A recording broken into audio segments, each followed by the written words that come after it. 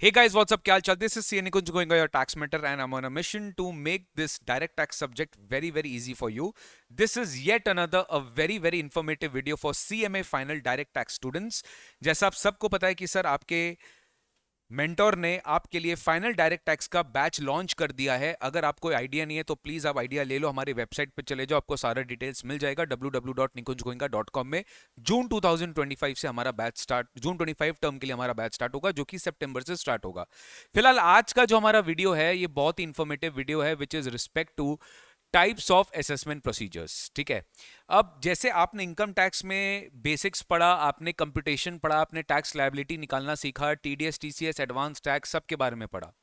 मैंने last video में discuss किया था ऑन इनकम टैक्स अथॉरिटीज की अल्टीमेटली इनकम टैक्स अथॉरिटीज कौन होते हैं, सीबीडीटी क्या है, उनके नीचे किस तरह से ऑर्गेनाइजेशनल हायरार्की है, कितने तरह के असेसिंग ऑफिसर्स है, कैसे वर्क करता है assistant commissioner, deputy commissioner, joint commissioner, additional commissioner, commissioner, ये सब हमने पढ़ा था। Principal commissioner, chief commissioner, principal chief commissioner, ये सब हमने पढ़ा था।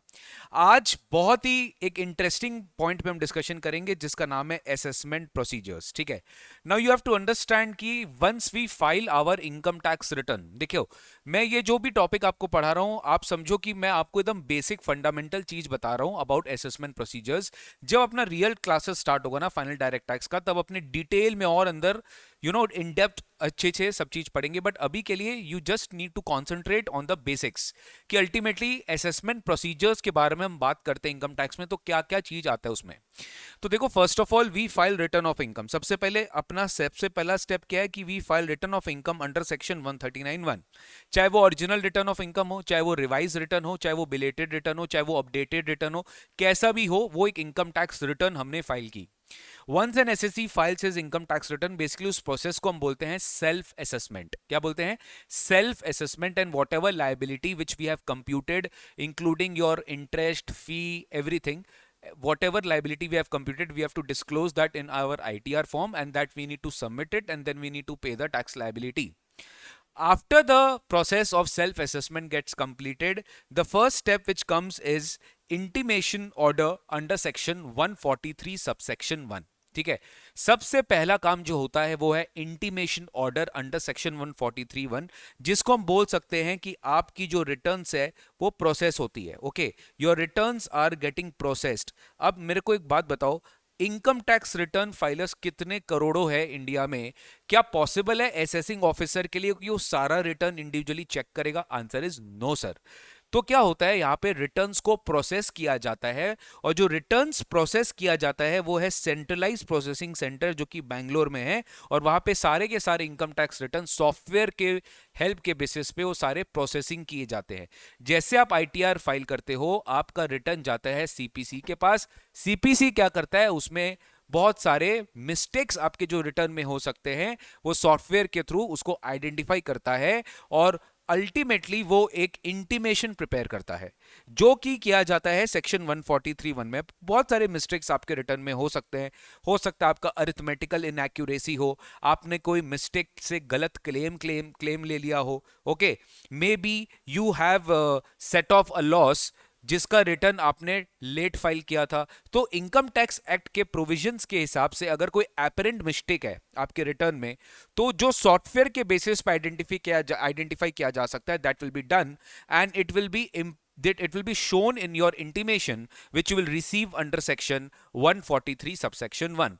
तो where a return has been prepared under 139, और या फिर इनकम टैक्स डिपार्टमेंट एओ ने आपको एक नोटिस इशू किया और उसके रिस्पांस में आपको एक रिटर्न फर्निश करने के लिए बोला, तो भी ये वाला इंटीमेशन जो है आपके पास आएगा। और यहाँ पे जितने भी टोटल इनकम जो भी आपने निकाला, हो सकता है उसमें कोई फर्दर एडजस्टमेंट्स किया जाएगा, because there might be some arithmetical error in the return, there might be some incorrect claim. मान लो कि आपने कोई इनकरेक्ट क्लेम किया, कोई डिडक्शन क्लेम किया जो कि एपरेंट है from the information which you have given in the return. जैसे मान लो आपने 80G का डिडक्शन क्लेम किया जबकि 80G का डिटेल्स आपने नहीं दिया, तो डेफिनेटली 80G का आपको डिसअलाउंस कर दिया जाएगा जब आपको इंटीमेशन मिलेगा फ्रॉम सीपीसी बेंगलुरु।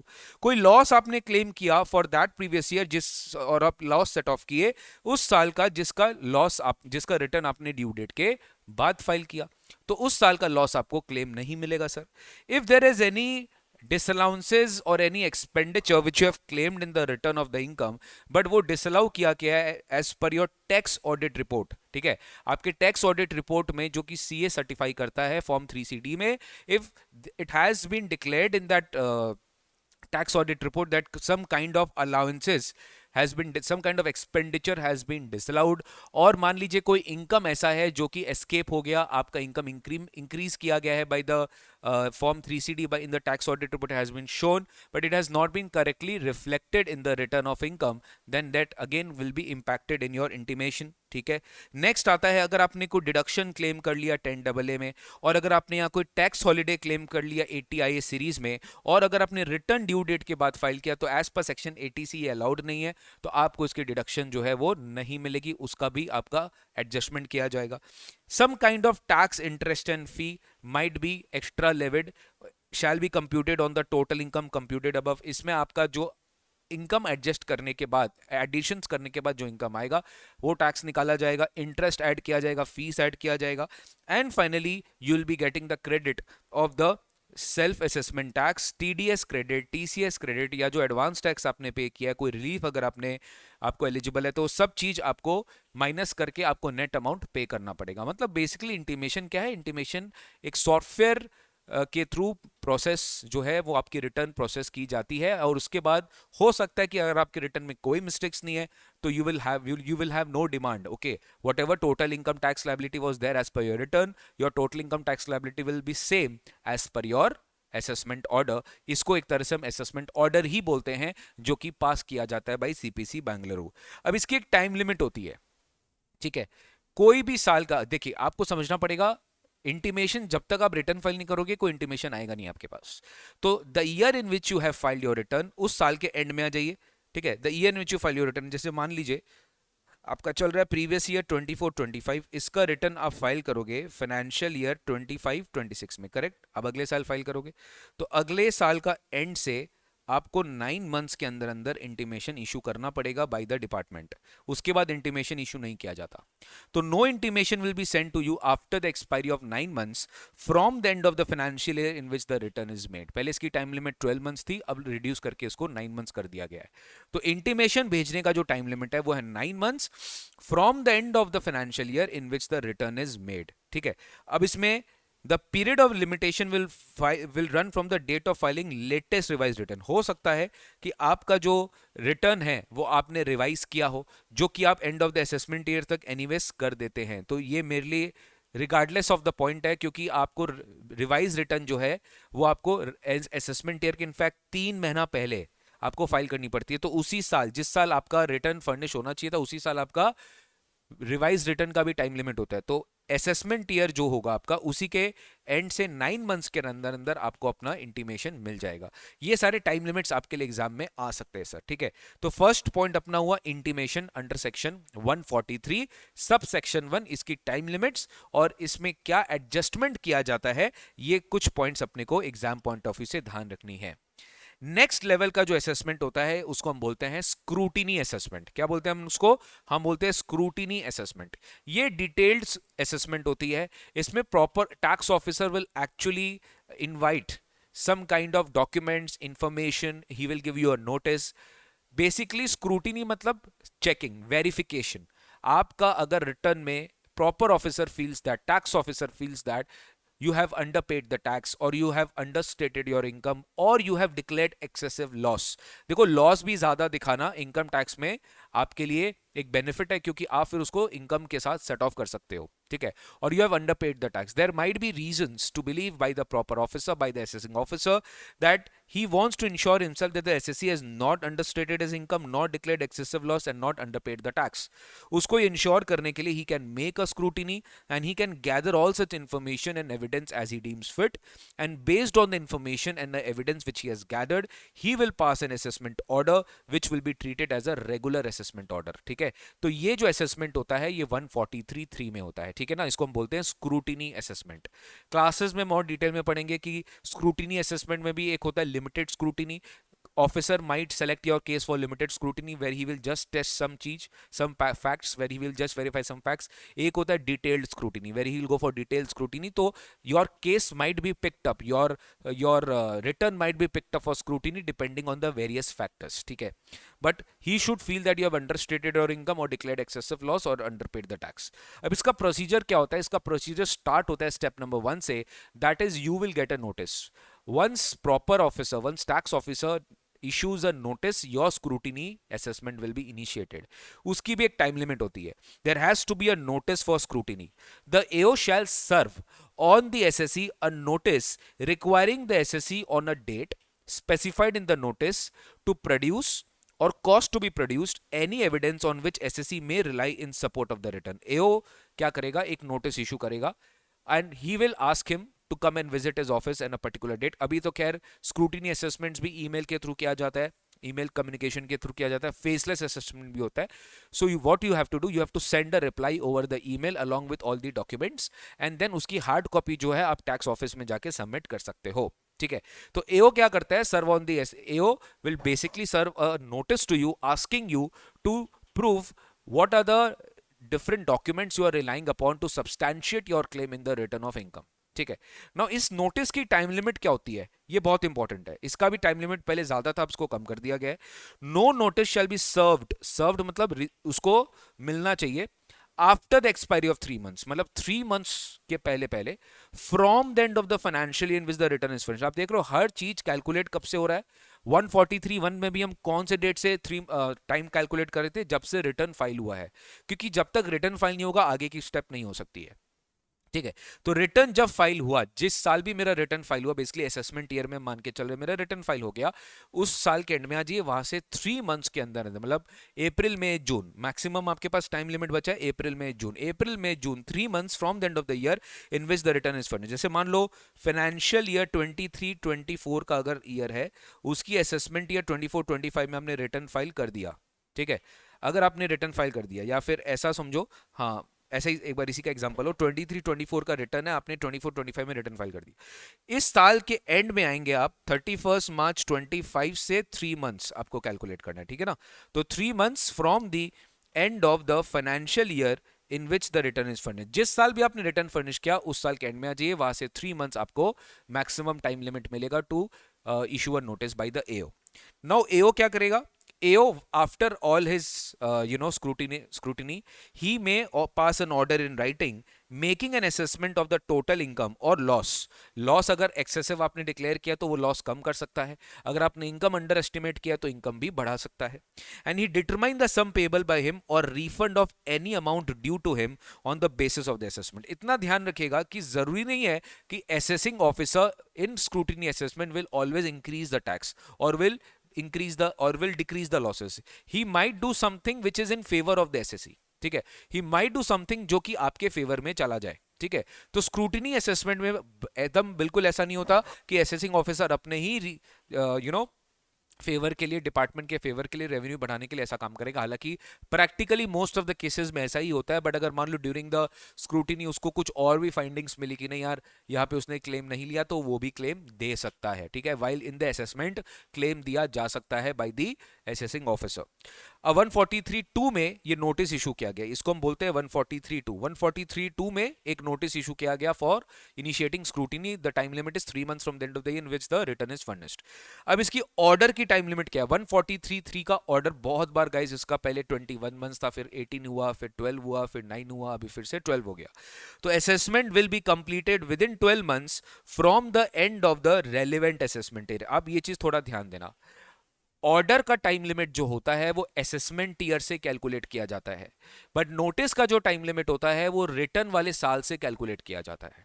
ठीक है, अगर आप ध्यान दो, रिटर्न जिस साल आप फाइल करें वो असेसमेंट ईयर ही है, और आप ऑर्डर कब पास करें, जैसे असेसमेंट 24-25 है तो 31 मार्च 26. ठीक है, तो मैक्सिमम 9 months से 12 months के बीच में उसको टाइम मिलता है ये पूरा scrutiny assessment order final issue करने का. तो assessment should be completed with in 12 months from the end of the relevant assessment year. ठीक है, तो 12 months का टाइम लिमिट मिलता है from the end of the relevant assessment year to pass the assessment order. ठीक है, अब इसमें एक पॉइंट है कि सर आपने हमें इंटरमीडिएट लेवल पर 139(8) बोल के सेक्शन पढ़ाया था, जो बात करता है अपडेटेड रिटर्न के बारे में। किसके बारे में बात करता है? अपडेटेड रिटर्न के बारे में। तो अपडेटेड रिटर्न के बारे में मैंने जो आपके साथ डिस्कस किया था, अगर आपको याद होगा, that if you have failed to furnish your return under 139(1) और 139(3) or 139(4) and 5, then you may file updated return within 24 months from the end of the relevant assessment year। ठीक है ना? 24 महीने के अंदर अंदर, कितना साल है आपके पास? 2 साल है। 24 मंथ्स के अंदर अंदर आप अपना अपडेटेड रिटर्न फाइल कर सकते हो। ठीक है? अगर आप फर्स्ट 1 साल में कर देते हो तो आपको एडिशनल टैक्स 25% देनी पड़ती है, और अगर आप 12 मंथ्स के बाद एंड 24 मंथ्स के अंदर करते हो तो आपको एडिशनल टैक्स 50% तक देनी पड़ती है। तो आप मुझे बताइए, अगर आप अपडेटेड रिटर्न फाइल कर रहे हो तो अगेन जिस साल भी आप अपडेटेड रिटर्न फाइल किए, आपको उस असेसमेंट ईयर के एंड से 12 महीना के अंदर अंदर क्या करना पड़ेगा? अपना 143(3) कंप्लीट करना पड़ेगा। मैं अगेन रिपीट कर रहा हूं, आपको हमेशा चेक करना है। ठीक है? जिस साल, देखिए नॉर्मली आप 143(3) कब कंप्लीट करोगे? ऑर्डर एओ को पास करना है 12 months from the end of the relevant assessment. अब मेरा बात ध्यान से सुनना, मेरा असेसमेंट ईयर जो है 24-25, यहां से 2 साल मेरे को दिया गया अपडेटेड रिटर्न फाइल करने के लिए। अब अगर आप अपडेटेड रिटर्न फाइल करने के लिए 2 साल दिए एसएससी को, और आप यही से अगर 12 महीना ऑर्डर का टाइम लिमिट देंगे, तब तो ये गलत बात है। तो यहां पे लॉ में चेंजेस आया। No, where an updated return is furnished, then the assessment order can be made within 12 months from the end of the financial which return is furnished। ये तो बट ऑब्वियसली बात है कि जिस साल हम रिटर्न फाइल करेंगे वहां से आप 12 महीना कैलकुलेट करिए, और वहां से 12 महीना के अंदर अंदर आपको क्या है? अपना असेसमेंट ऑर्डर पास करना है। गाइज ये सब एग्जाम में आता है। ठीक है? एकदम बेसिक्स है। 143(1) इंटीमेशन होता है, 143(3) आपका स्क्रूटिनी असेसमेंट होता है। एकदम बेसिक चीज मैं आपके साथ अभी डिस्कस कर रहा हूं। ठीक है? तो जब अपडेटेड रिटर्न फर्निश होगा तो असेसमेंट ऑर्डर 12 मंथ्स के अंदर पास किया जाएगा from the end of the year in which the return is furnished, वरना from the end of the relevant assessment year. Next आते हैं अपने बेस्ट जजमेंट असेसमेंट पे। अब थोड़ा ध्यान से समझो, बेस्ट जजमेंट कब लेना पड़ेगा?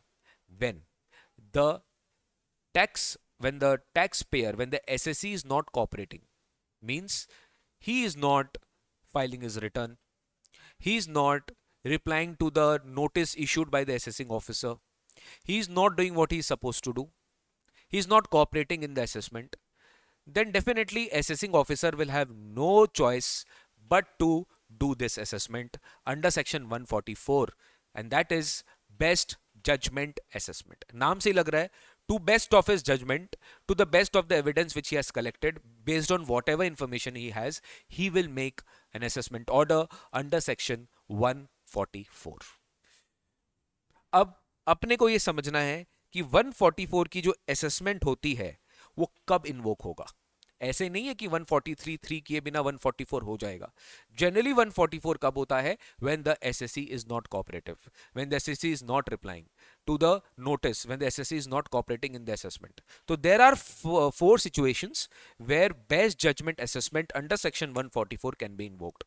Point number 1, if the person fails to file return, 139(1) में रिटर्न होता है, 139(4) में आपका रिटर्न होता है, 139(5) में होता है बिलेटेड रिटर्न, रिवाइज रिटर्न, और updated return under section 139(8)(a)। तो if the person fails to file the return under all these sections, definitely he will be subjected to best judgement assessment. Number 2, if the person fails to comply with the notice under 142(1), 142(1) मैं आपको next lectures में कराऊंगा, ये generally inquiry की section है। 142(1) में क्या होता है? Proper officer will give you a notice asking you to file return, asking you to give evidence, asking you to give accounts, asking you to give information.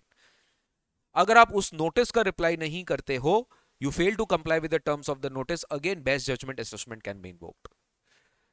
Point number C, ये भी हम inquiry में पढ़ेंगे। You might get as an SSE, proper officer, tax officer can give you direction to get your books of accounts audited by a chartered accountant। ठीक है?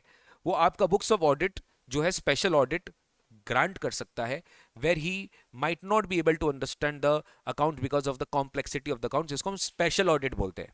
तो अगर उसके अकाउंटिंग में आपका कोई fundamental, if he wants to get your books of accounts audited, then and if you fail to comply with the directions given under 142 subsection 2, ये भी हम लोग इंक्वायरी वाले सेक्शन में पढ़ेंगे, failure of this will lead to best judgement assessment. तो पहला क्या बोला आपने, रिटर्न फाइल नहीं किया आपने, 142(1) का नोटिस कंप्लाई नहीं किया आपने, 142 सबसेक्शन 2A का डायरेक्शंस आपने ओबे नहीं किया, एंड लास्टली जो अभी अभी हमने पढ़ा स्क्रूटिनी असेसमेंट खुला आपका 143(2) का नोटिस से, you fail to comply with the terms of the notice under 143(2) requiring his presence और production of the evidence and documents, ठीक है। तो यू फेल टू कंप्लाई, 143(2) के अंदर में कोई रिप्लाई नहीं किए, तो ये 4 पॉइंट अगर ट्रिगर हुआ तो AO is under an obligation to make assessment. It is not that he may not, he has to, ठीक है। Best judgement is not discretionary power of the AO but mandatory in nature. But इतना ध्यान रखिएगा, if I am making any best judgment assessment, an opportunity of being heard has to be given, a show cause notice has to be given, ठीक है। तो assessment under 144 can be only made after giving the assessee a reasonable opportunity of being heard. Such opportunity shall be given by serving a show cause notice, calling upon the assessee to show cause on a date and a time specified in the notice why the assessment should not be completed to the best of his judgment. तो वहां पे आपको एक show cause देना पड़ेगा। लेकिन मेरा बात ध्यान देना, जैसे मैंने आपको बताया 142(1) का जो नोटिस जाता है ना गाइस, उसमें क्लियरली लिखा हुआ रहता है कि if you fail to comply with the notice best judgement assessment will invoke. तो अगर आपके रीजन है कि आपने 142(1) का नोटिस का रिप्लाई नहीं किया, उसके बाद फिर आपको कोई नोटिस नहीं जाएगा। यही लिखा हुआ यहाँ पे that such opportunity need not be given where the notice under 142(1) has been issued. अगर आपको 142(1) का नोटिस इशू कर दिया गया था, फिर आपने रिप्लाई नहीं किया, then again this is deemed to be a show cause notice for best judgment assessment, your best judgment assessment can be invoked. Best judgement assessment का भी सेम टाइम लिमिट है जो 143(3) का है, scrutiny 12 months from the end of the relevant assessment, ये same चीज 12 महीना आपको मिलेगा असेसमेंट ईयर, जिस साल का असेसमेंट हो रहा है वहां से 12 महीना के अंदर ऑर्डर पास किया जाएगा। Again same, when updated return is furnished, तो this time limit will be calculated from the end of the year in which the return is furnished, ठीक है। तब आपको असेसमेंट ईयर नहीं, तब रिटर्न तो बाद में फाइल होगा, तो जब भी रिटर्न फाइल होगा वहां से असेसमेंट ईयर जिस साल रिटर्न फर्निश हुआ वहां से एंड में आ जाइए, वहां से 12 मंथ्स आपको कैलकुलेट करना पड़ेगा। Done guys. तो 143(1) पढ़े इंटीमेशन, 143(3) पढ़े अपने स्क्रूटिनी, 144 पढ़े अपने बेस्ट जजमेंट असेसमेंट। अब अपने स्टार्ट करते हैं सबसे इंपॉर्टेंट असेसमेंट, जो कि मैं आपको समराइज वे में बताऊंगा, वो है income escaping assessment, that is section number 147, income escaping assessment. अब इनकम एस्केपिंग असेसमेंट मतलब बहुत सिंपल है कि आपका कोई असेसमेंट ऑर्डर पास हुआ था या नहीं भी हुआ था under 143(3), 144, 143(1), any assessment has taken place or has not taken place, but proper officer, tax officer has certain reasons to believe that of that particular assessment year there was some income which escaped assessment, जिसका assessment नहीं हुआ। तो 144 के बाद एक और assessment का window open है डिपार्टमेंट के पास, that is 147, income escaping assessment, ठीक है। ये थोड़ा सा और स्ट्रिक्ट होता है इनकम एस्केपिंग असेसमेंट, मतलब इसमें थोड़ा और टाइम लिमिट मिलता है। आप देखो 143(3) में, 144 में आपको मैक्सिमम 12 मंथ्स का ही मिल रहा है टाइम लिमिट, जहां पे भी आप देख रहे हो, बट यहाँ पे आपको टाइम लिमिट थोड़ा ज्यादा मिलता है। तो if any income chargeable to tax has escaped assessment, the AO may assess और रीअसेस सच इनकम और रिकम्प्यूट द लॉस, फिर से वो लॉस निकाल सकता है, फिर से वो इनकम कंप्यूट कर सकता है। द एओ में एसेस और reassess the income which has escaped assessment and such issue comes to his notice subsequently in the course of his proceedings। मतलब अगर मान लो उसने पहले असेसमेंट किया और बाद में उसके नोटिस में आया in the course of the proceeding, irrespective of the fact that the provisions of section 148A have not been complied with। ये 148A क्या है, ये हम अभी थोड़ी देर में देख रहे हैं। 148 है प्री कंसल्टेशन। अब देखो होता क्या है कि 147 इनकम एस्केपिंग असेसमेंट है।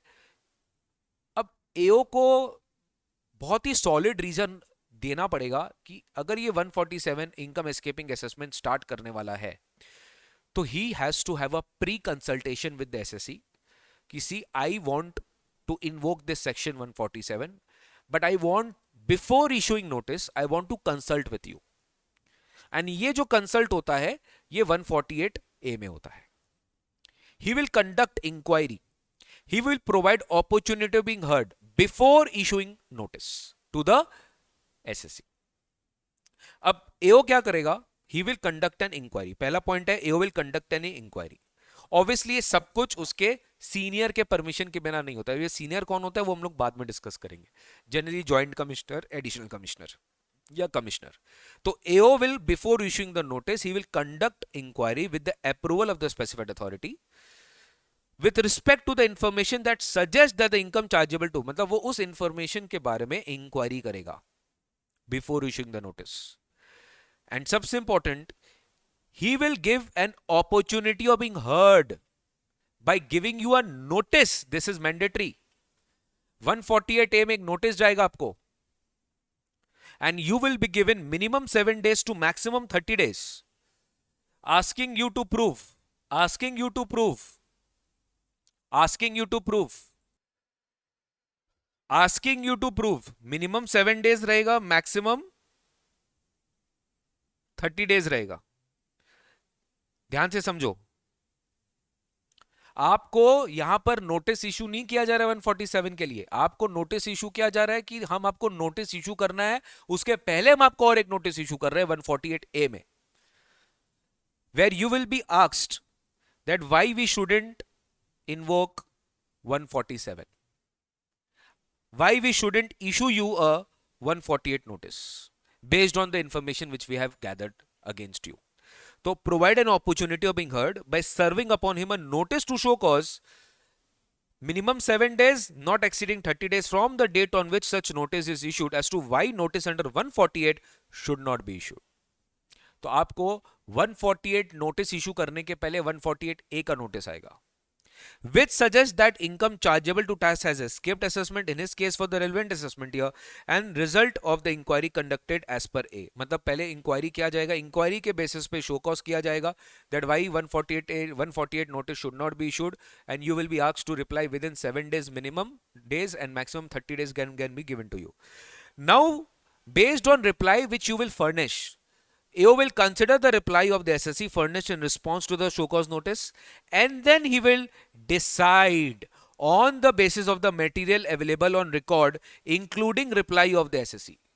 Decide on the basis of the material available on record including the reply of the SSC। मतलब जो भी material मिला और जो भी reply आप furnish करोगे, whether or not it is a fit case to issue a notice under 148, he will by passing an order with the approval of the authority within 1 month from the end of the month in which the reply is received। जिस date को आप ये reply furnish करोगे उस month के and में आ जाइए, वहां से 1 मंथ के अंदर proper officer, the tax officer has to issue the order under 148A clause number D. वहां पे उसको ये ऑर्डर पास करना पड़ेगा 1 महीना के अंदर अंदर। जिस मंथ में आप रिप्लाई फर्निश किए, आपका रिप्लाई आया, वहां से 1 मंथ एंड में आ जाइए, वहां से 1 मंथ के अंदर based on that case he need to issue the order. और where no such reply is furnished then within 1 month from the end of the month in which the time expires. जिस month में आपका time expire हो गया to reply, वहां से वो time month and आ जाइए, वहां से 1 मंथ के अंदर you have to give the order. Basically guys ये ऑर्डर की बहुत इंपॉर्टेंस होती है बिफोर इशूइंग नोटिस अंडर 148। अगर मैं 148 का नोटिस इशू कर दिया और मैंने 148A कैपिटल डी का ऑर्डर पास नहीं किया तो यहां पे थोड़ी दिक्कत आ सकती है, यहां पे थोड़ी दिक्कत आ सकती है। तो 148 कैपिटल ए क्लॉज डी एक बहुत बड़ा ऑर्डर पास करने का एक रीजन मिल जाता है प्रॉपर टैक्स ऑफिसर को कि भाई हमने प्री कंसल्टेशन किया था, एसईसी से उसका रिप्लाई मांगा था, एसएससी को इन्फॉर्म कर दिया था, एसएससी का मैंने कुछ आर्गुमेंट सुन लिया था, मेरे को वो फिट नहीं लगा, मैंने नोटिस इशू कर दिया, मैंने ऑर्डर इशू कर दिया कि मैं तुम पे नोटिस इशू करूंगा। तो बात को समझिए, ठीक है, this is very very important. 147 के पहले 148A। अभी एक्सेप्शंस वो अपने थोड़े से डिटेल्ड क्लासेस में पढ़ेंगे, समरी में करने का रिक्वायरमेंट नहीं है। अब आप ये समझो कि नोटिस इशू करना है 148 में, वो क्या है? तो सिंपल है, before making the assessment under 147 subject to 148A, भैया प्री कंसल्टेशन हो जाना चाहिए। AO shall serve on the assessee a notice along with the order, जो हम अभी अभी पढ़े हैं। ये जो 1 मंथ के अंडर ऑर्डर पास करेगा वो उसका कॉपी भी अटैच करेगा नोटिस के साथ, एंड वहां पे वो रिक्वायर करेगा that to furnish within 3 months. बेटा 148 में क्या होता है, AO gives you an opportunity to file a return, जो 143(3) में नहीं होता, 144 में नहीं होता, 147 में होता है कि जब 148 का नोटिस जाएगा तो 148 का नोटिस आपको बोलेगा रिटर्न फाइल करो। और कितने मंथ्स में करना पड़ेगा आपको? जैसे नोटिस आएगा requiring him to furnish within 3 months from the end of the month in which such notice is issued और further period as may be allowed by the AO on the basis of the application made in this regard by the SSE, a return of his income of which he is accessible under this act. Let me tell you, अगर 3 months के beyond अगर वो कोई return file किया तो ये return माना ही नहीं जाएगा. 139 में इसका रिटर्न का कोई भी इंपॉर्टेंस नहीं होगा. Return has to be filed within 3 months. तो any return of income required to be furnished under this section and furnished beyond the period allowed that is 3 months या फिर कोई further period as may be allowed by the on the base of the application. हो सकता है उससे ज्यादा period भी आप मांग सकते हो. आपको एओ के लिए एओ को एप्लीकेशन देना पड़ेगा बट मिनिमम 3 months आपको मिल जाता है. तो उसके बाद अगर आप कोई रिटर्न फाइल करते हो तो वो इनवैलिड माना जाएगा. सर नोटिस इशू करने का टाइम लिमिट क्या है? अब बताओ 143(3) का नोटिस इशू करने का टाइम लिमिट क्या था? नोटिस 143(2) में 3 months. ठीक है, 6 months से 3 months हो गया. 144 में वो कभी भी कर सकता है. 147 का time limit to issue notice 148 में दिया हुआ है. 148 में दिया कि नोटिस इशू होगा. 148A में लिखा है प्री कंसल्टेशन करना पड़ेगा और 149 में इसका टाइम लिमिट दिया हुआ है जो कि 3 साल और 10 साल है. जनरल केस में असेसमेंट ईयर के एंड से 3 साल के अंदर अंदर आपका 147 हो सकता है और स्पेशल केस में 10 years है. स्पेशल केस में क्या है? 10 years from the end of the assessment year जब आपकी इनकम अमाउंट जो है 50 लाख और मोर है. Where your escaped income chargeable to tax has escaped income chargeable to tax is 50 lakh. Tax amount income amount बोला है, tax amount नहीं बोला है, ठीक है ना? Which reveals that income chargeable to tax likely amount to 50 lakh or more which has escaped assessment. तो 50 लाख के नीचे का अगर आपका इनकम एस्केपिंग है तो 3 साल होगा, नहीं तो 10 साल होगा from the end of the relevant assessment year. 147 का टाइम लिमिट क्या है कंप्लीशन करने का? तो गाइज 147 का जो टाइम लिमिट है वो बहुत सिंपल, अगेन 12 months.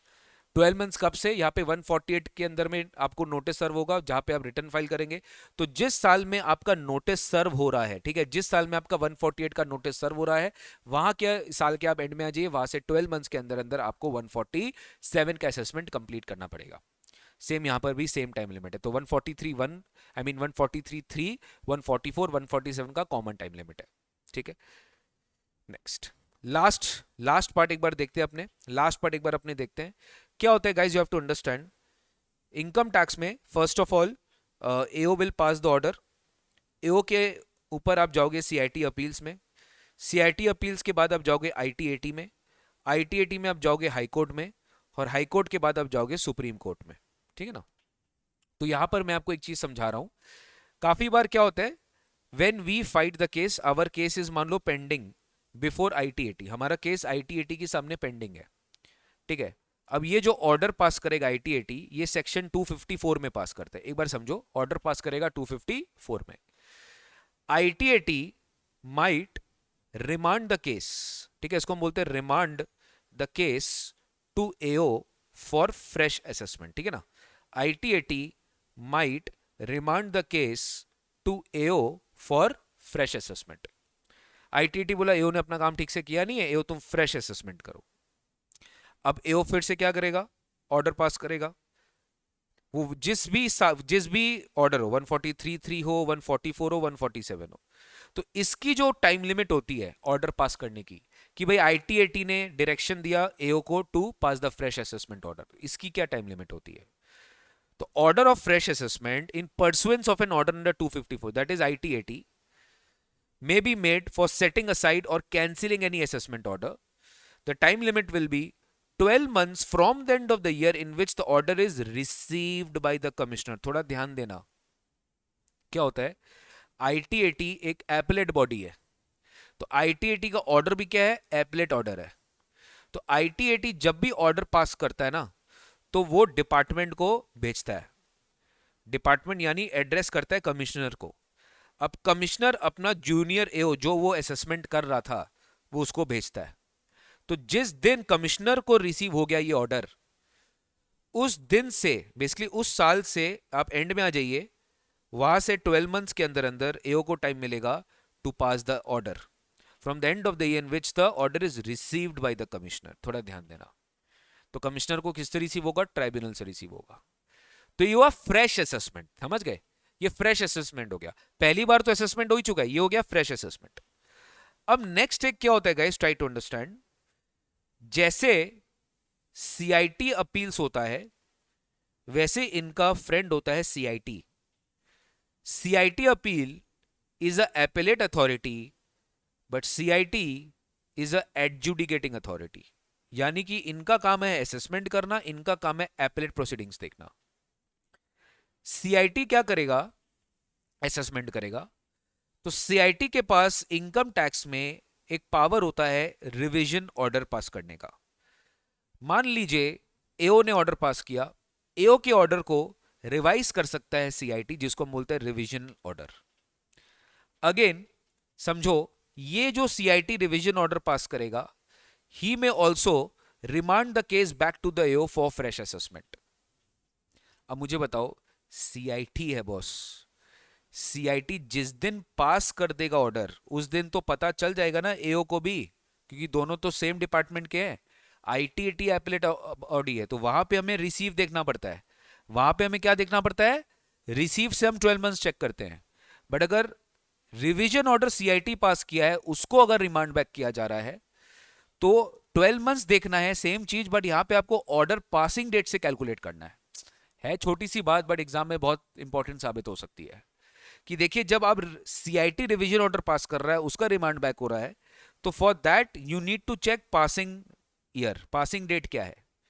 सीआईटी जब पास कर देगा उसी समय, अरे उनका ऑफिस तो ऊपर नीचे रहता है, आईटीएटी का ऑर्डर उसके आने में, आपके पास आने में टाइम लगता है. बट सीआईटी का ऑर्डर तो सीआईटी ऊपर बैठा है, एओ नीचे बैठा है, तो सीआईटी जब पास कर देगा उसी साल के एंड में आ जाइए, प्लस 12 मंथ्स आपको रिमांड, 12 मंथ्स में आपको क्या है, अपना ऑर्डर पास करना पड़ेगा. देखो गाइस, ये बहुत बेसिक्स है. हम लोग जब क्लासेस स्टार्ट करेंगे तो हम लोग बहुत डिटेलिंग में सब चीज पढ़ेंगे with very good good examples. ठीक है. तो ये था मेरा असेसमेंट प्रोसीडियर्स. आपको थोड़ा बड़ा जरूर लगा होगा, बट देखिए सीएमए फाइनल डायरेक्ट टैक्स का यही मजा है कि कंसेप्चुअली अभी आप लोग सारा क्लासेस देखो. मेरा मेरा ये जो टॉपिक्स पे मैं वीडियोस बना रहा हूँ आप लोग के लिए इजी करने का कोशिश कर रहा हूँ, छोटा छोटे टॉपिक्स तोड़ तोड़ के. अब जैसे मेरा नेक्स्ट ऑब्जेक्टिव है कि मैं आपको रिटर्न्स के बारे में सब चीज़ बताऊंगा कि रिटर्न्स नहीं फाइल करने का तुमको क्या क्या पेनल्टी है, लेट फी है, इंटरेस्ट है, सब कुछ एक जगह बताऊंगा मैं. ठीक है. तो वो सब आप क्लासेस मेरा भी देखिए यूट्यूब के चैनल में. और please share with your friends. जिनको भी डर है सीएमए फाइनल डायरेक्ट टैक्स का, मैं सब डर निकाल देना चाहता हूं, because I am very sure कि आप लोग अगर इंटर में डायरेक्ट टैक्स अच्छे से पढ़े तो फाइनल में भी डायरेक्ट टैक्स अच्छे से पढ़ पाएंगे सर. जस्ट एक बार आपको याद दिला देता हूं कि अपना सीएमए फाइनल डायरेक्ट टैक्स का बैचेस सितंबर से स्टार्ट होगा. आपको लग रहा है सितंबर में बहुत टाइम है, पर ट्रस्ट मी, अभी आपका अर्ली बर्ड डिस्काउंट चल रहा है, 10% वैलिड. ठीक है, for very limited period of time. अगर आपको इसका फायदा उठाना है तो हमारे वेबसाइट पे जाके आप क्लासेस बुक कर सकते हो. जून 25 का बैच, जून 25 अगर आपका एग्जाम टर्म है तो आप सीएमए फाइनल डायरेक्ट टैक्स का क्लासेस जो है हमारे वेबसाइट से बुक कर सकते हो. That's it for the day. Thank you so much. Take care. God bless you. See you very soon in the next class.